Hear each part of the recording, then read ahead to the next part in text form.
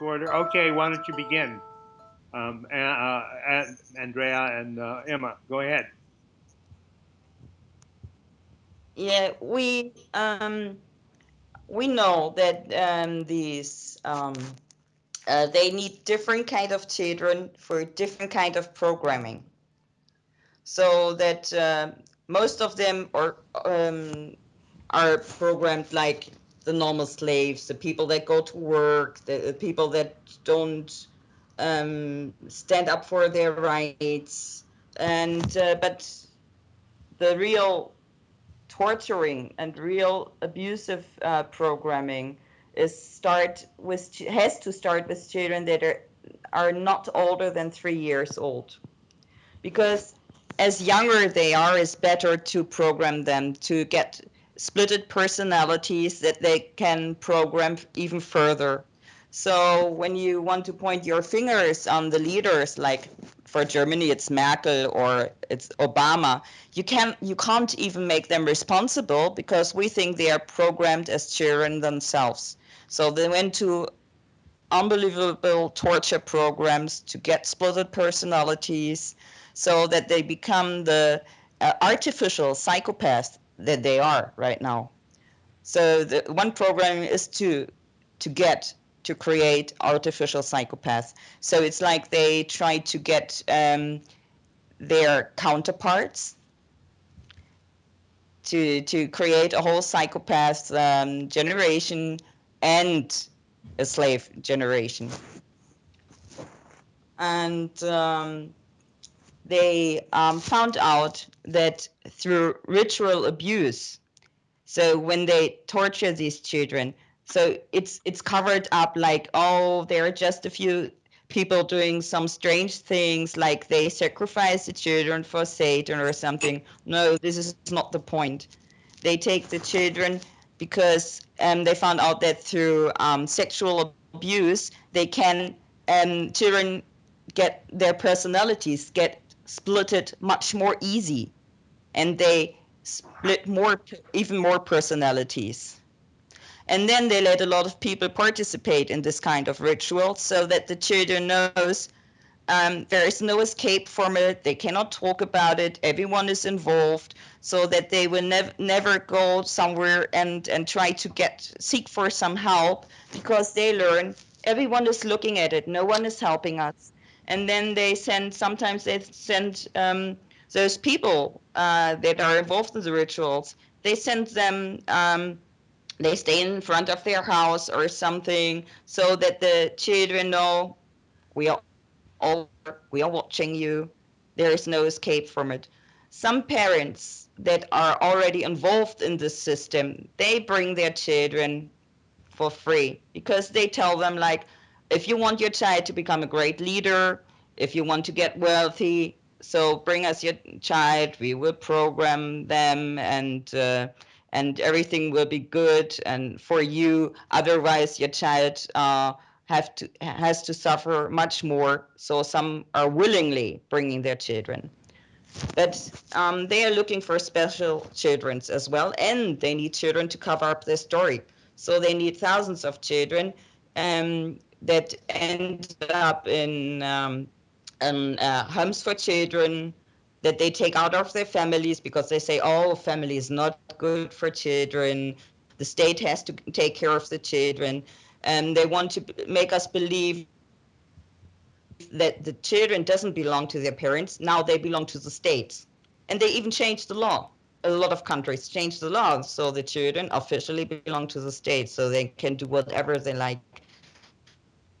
So they take these children, bring them special kinds of children, so that everyone is just looking for their children and forget to look to the other children, because they are so busy with trying to help their children. And there are some other children that will be sent to the pedophile scene, because they let them do what they do. Everyone is wondering why they don't stop them. No, they let them do it to cover the deep programming that is going on. So, and they are looking for special, highly sensitive and spiritual children as well. the high intelligent children, they take them to create politicians. Some are they take to create terrorist assassins, MK Ultra. But the high spiritual children, they take them, what we think, to for human experimentations. They want to understand more about the humans, that they are not only like a body, they content of a soul and a spirit as well. So they really want to investigate deeper the human soul as well. And they it seems that they are doing some kind of karma transferring rituals. I mean, we have a German word for it. We found it, but it's hard to explain in English. So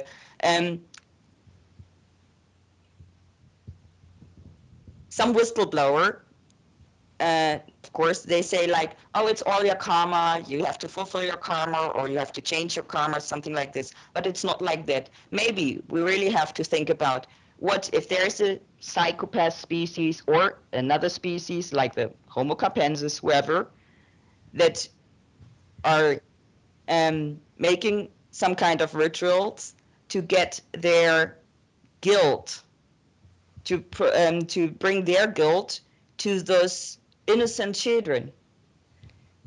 Like they want to change their karma and put it to someone else so that they can do what they are doing since centuries without get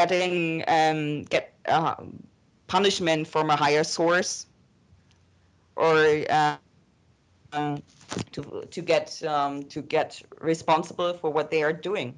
So some kind of rituals are not satanic rituals. They are actually rituals to transfer karma as well. And this is something they can do with the highly spiritual children they are looking for as well. Um, to cover it up, of course, we have a very good example. When you go back to the Nazis, they did this. I mean, it was officially, but they say it was unofficially, but everyone knows about it. And they did their human experimentations that were so pervert, so that everyone need to ask themselves why they're doing it, why they are stitching twins together and all the pervert things that they did. It was just even a cover up, so that people say, oh, they're all crazy, we don't need to investigate any deeper. So this is the main reason. The main reason what we see so far, what people are able to see, is just a cover up. And we think that grown-ups now are also highly programmed already through trauma, because every trauma-based mind control program goes through trauma, that they can't can't see the real topic here, even when they want to. So we hope that we can find some people that are not so highly programmed, or maybe can get deprogrammed to see what they are doing to the children, and they do it for such a long time. But there are always peaks when they take a lot of children. So right now we are in a very high peak again. And if we cannot free the children, if we cannot focus on the children, I mean, mankind will be destroyed. Humanity will be destroyed as we know it right now, or the last what is remaining. It will be completely destroyed because the next generation is even more highly programmed, and they are artificial psychopaths already. So when they send out those children that are programmed as assassins, as politicians, as terrorists, I mean, you can imagine what is going on then. And they need to be stopped, but they can only be stopped if we free the children. Very good. Andreas, is there something you Hmm? want to add? Is there No, something you need? no, you mentioned everything we talked about. It's perfect. Thank you. I want to say something about Homo capensis. A Homo Yes. capensis is the one described by Robert Broom in about 1919 in a paper. I think the American Academy of New York Academy of Science, something like that. I've got the paper. I think I sent it to you. But there is Yes. another species which I think is really in charge. Homo capensis is probably the dumb one. Brain is 30% larger. Uh, Lynch and Granger estimated the average IQ at 149, 10 to 15% of the population at 180 or greater. I think that's the dumb one. We have the large cone head, and with these, the orbits or the eyes are 20% larger. Um, the skulls are very thick. The brain size is more than 30% larger. I don't know exactly. It looks like it's 50, even approaching, 80, 100%. They have occipital foramen high in the occipital region. The dentition is remarkable, and they have big incisors and canines, ripping flesh. But they have few or no molars, which of course we use for chewing grain. I think that this large brain conehead is the dominant species, and that Homo capensis, which is the only one who's really been studied by a professional, by Robert Broom, is really talked about primarily to screen the large coneheads. And actually, there was a Saturday Night Live program with, let's see, um, where they talked about the coneheads. This was on television. It was pretty funny, but they made them as these sort of innocent things. This was Dan Aykroyd and Aldar or something like that. I think that whole program was there to put us at ease regarding things with large cone heads. Um, that's really what I wanted to say. That we don't want to fixate too much on Homo capensis because there's something beyond that. I don't know how many species there are. There are at least two, Homo capensis and the large conehead. And there seems to be some variation in the shape of the conehead, and I don't know if that's been due to shaping in infancy or what. But there are actually in Peru, some of these conehead skulls have skin and hair attached still, red hair. So DNA can be done, and it's not done. The establishment does not study this stuff. That's evidence right there. None of this. The maps of the Earth Ice Age maps are not talked about. The whole business is hushed up. The undersea megalithic structures that are there, and the establishment will say, "Oh, the ocean did that. The ocean created steps or stuff like this." But sea level rose by 120 meters approximately at the end of the Ice Age, and it was a tremendous turmoil at that point. And it's pretty clear that the large brain hominids, if this theory is holds up, and I think it does, lost control during this tremendous upheaval that swept the Earth. I mean, there were volcanoes everywhere due to the loss of enormous decrease in weight on the continent. One description was that the rain was black; it was perpetual twilight.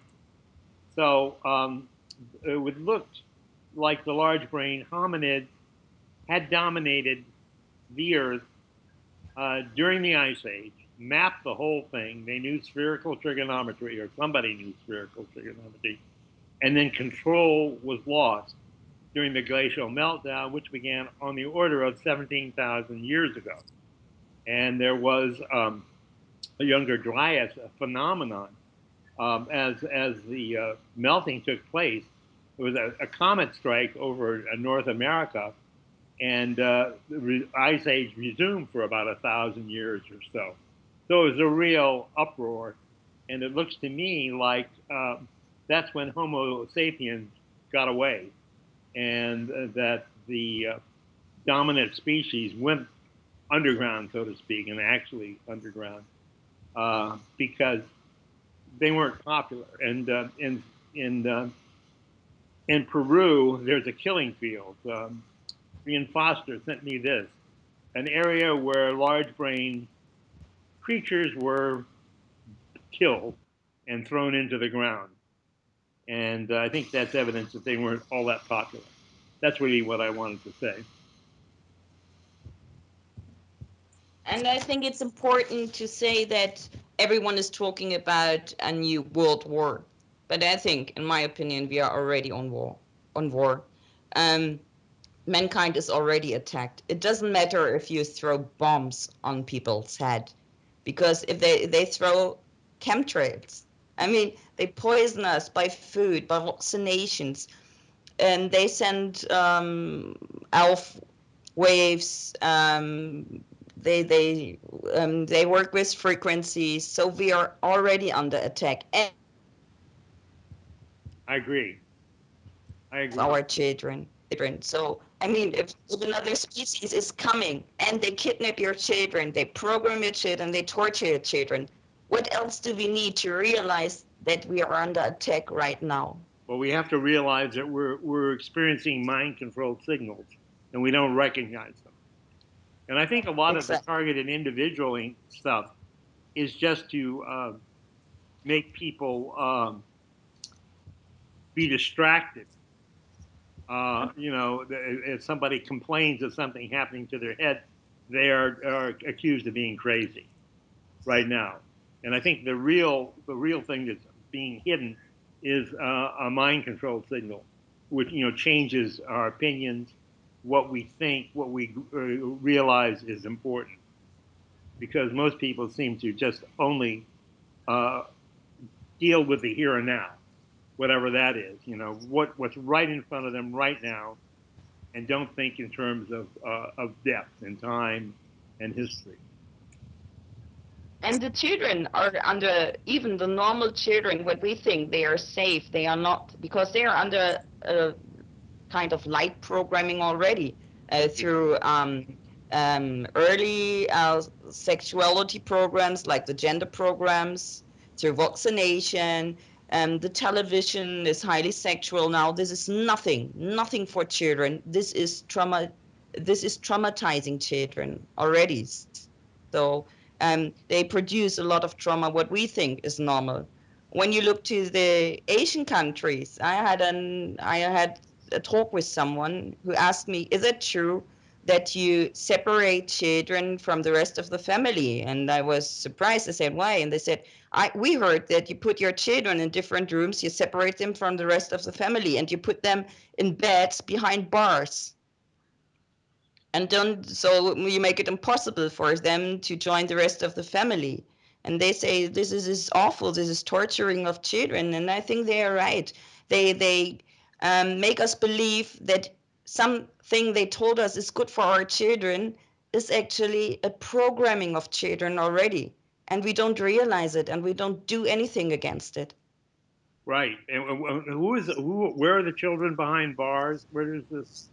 In They say they are behind bars, they mean the special children beds. Okay, okay, Yeah, the small children they are put in beds behind bars. That's what they mean. I mean, it sounds a little bit strange, but that's how they described them. They said you put them in bed behind bars. So this is what they mean, the cradles where they put the children, and that they say the children need their own space, they need their own room where they have to sleep. But they say it's not normal to separate them. They asked me, what did the children do to the rest of the family that they are not allowed to join the family, that they have to stay in another room separated from the rest of the family? And this was actually a good point. Or that we bring our children for vaccination even when we know it's poisoning them because we think we are doing something good. But this is not the right. point, this is not the case.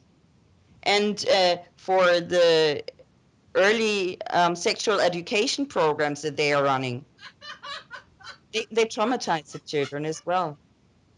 Yes. Okay. Well, I think that's it. We'll end it then. Just for convenience, and this is the second segment of Mini. Good night and thank you, Yes. Tim. Okay, thank you. Good night. Thank you. Bye. Bye. Bye.